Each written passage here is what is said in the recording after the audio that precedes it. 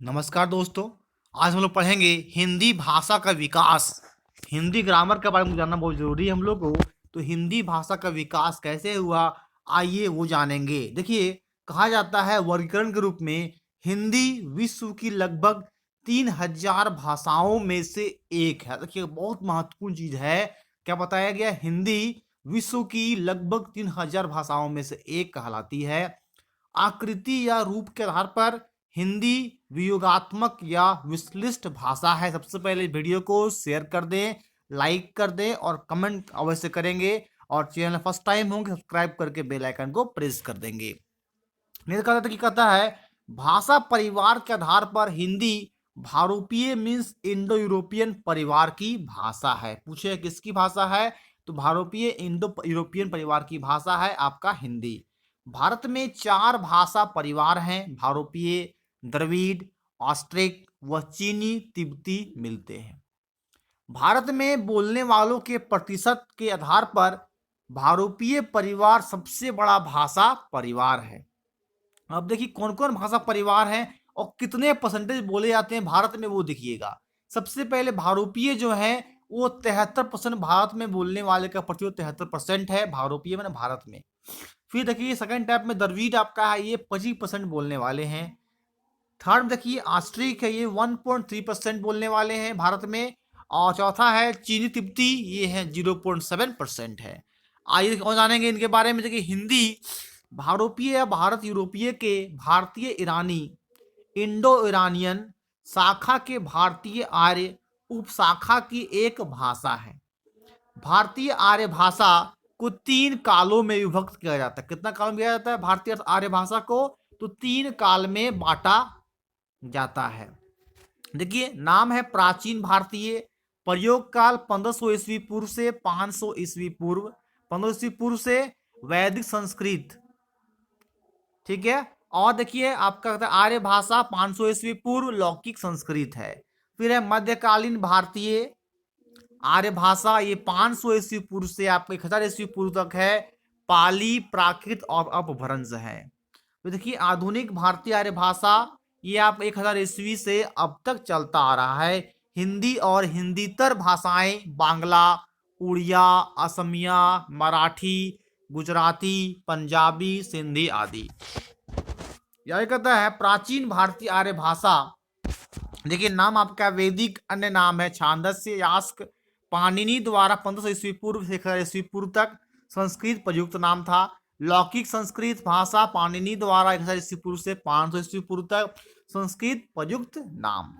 देखिए मध्यकालीन भारतीय आर्य भाषा का नाम देखिए क्या है? तो नाम प्रथम प्राकृत काल पाली 500 ईस्वी पूर्व से 1 ईस्वी तक प्रयोग का विशेष टिप्पणी थी।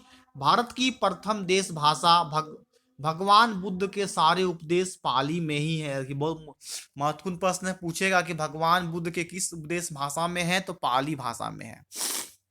द्वितीय प्राकृत काल प्राकृत में है, 1 ईस्वी से 500 ईस्वी तक भगवान महावीर के सारे उपदेश प्राकृत में है। अब पूछेगा सारे उपदेश जो है महावीर किस में है? तो प्राकृत भाषा में है और भगवान बुद्ध के पाली भाषा में। बहुत महत्वपूर्ण क्वेश्चन आपको एग्जाम में बन सकता है। कहता है तृतीय प्राकृत काल अपभ्रंश अपग्रह है 500 से 1000 ईस्वी, 900 से 1100 ईस्वी संक्रमणकालीन भाषा है। आइए देखिए और जानेंगे हम इनके बारे में। देखिए आधुनिक भारतीय आर्य भाषा हिंदी, प्राचीन हिंदी 1100 ईस्वी से 1400 ईस्वी तक, मध्यकालीन हिंदी 1400 ईस्वी से 1850 ईस्वी तक, और आधुनिक हिंदी चल रहा है अभी आपका 1850 ईस्वी से लेकर अब तक। हिंदी की आदि जननी संस्कृत है। याद रखिएगा हिंदी कैसे आया? संस्कृत से हिंदी आपका आया है। संस्कृत पाली प्राकृत भाषा से होती हुई अपभ्रंश तक पहुंचती है। फिर अपभ्रंश अवहट से गुजरती हुई प्राचीन प्रारंभिक हिंदी का रूप लेती है। सामान्यतः हिंदी भाषा के इतिहास का आरंभ अपभ्रंश से माना जाता है। देखिए हिंदी का विकास क्रम संस्कृत, फिर पाली, फिर गया प्राकृत, फिर अपभ्रंश, अवहट, प्राचीन प्रारंभिक हिंदी तब बन गया। विकास चिन्ह के लिए प्रयुक्त संकेत है अपभ्रंश। भ्रंश भाषा का विकास 500 ईस्वी से लेकर 1000 ईस्वी के मध्य हुआ और इसमें साहित्य का आरंभ 8वीं सदी स्वयंभू कवि से हुआ जो 13वीं सदी तक जारी रहा। भ्रंश अब भ्रंश जोर क्या? शब्द का यूं तो शाब्दिक अर्थ है प्रतन, इसका अर्थ होता है पतन, किंतु अपभ्रंश साहित्य से अभिष्ट है, प्राकृत भाषा से विकसित भाषा विशेष का साहित्य है। प्रमुख रचनाकार स्वयंभू अपभ्रंश का वाल्मीकि पौम चरित्र अर्थात नाम राम काव्य। धनपाल भविष्य तक कहा अपभ्रंश का पहला प्रबंध काव्य। पुष्पदंत महापुराण जस तरीव सरप्पा कडप्पा आदि सिद्धों रचनाएं चर्या पद दोहा कोसी आदि हैं। अपभ्रंश से आधुनिक भारतीय भाषाओं का विकास हुआ, जिस अपभ्रंश के भेद सौर सेनी पश्चिमी हिंदी राजस्थानी गुजराती में हुआ। देखिए अर्ध मागधी जो हुआ ना आपका हुआ है पूर्वी हिंदी का। देखिए बहुत महत्वपूर्ण प्रश्न करवा रहे हैं, एक कॉम्पिटिशन एग्जाम में क्वेश्चन पूछे जाएंगे यहाँ से। फिर है मागधी बिहारी उड़िया बांग्ला में, खस असमिया, प्राचड़ पहाड़ी सरसोनी से प्रभावित और पंजाबी। फिर है देखिए आपका सिंधी और महाराष्ट्री है मराठी।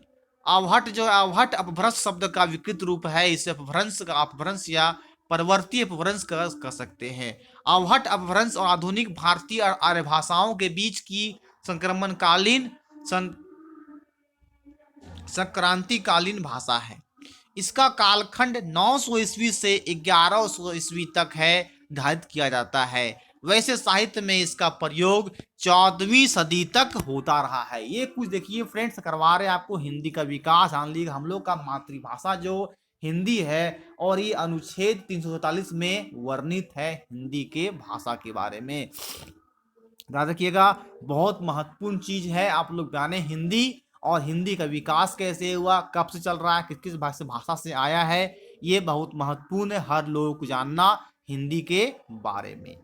ओके, फिर मिलेंगे हम नेक्स्ट वीडियो में। अभी तक वीडियो को लाइक नहीं किया, लाइक शेयर और कमेंट अवश्य कर देंगे। नेक्स्ट मिलेंगे और भी हिंदी के बारे में शानदार तरीके से हम लोग अच्छा तरीके से जानकारी प्राप्त करेंगे।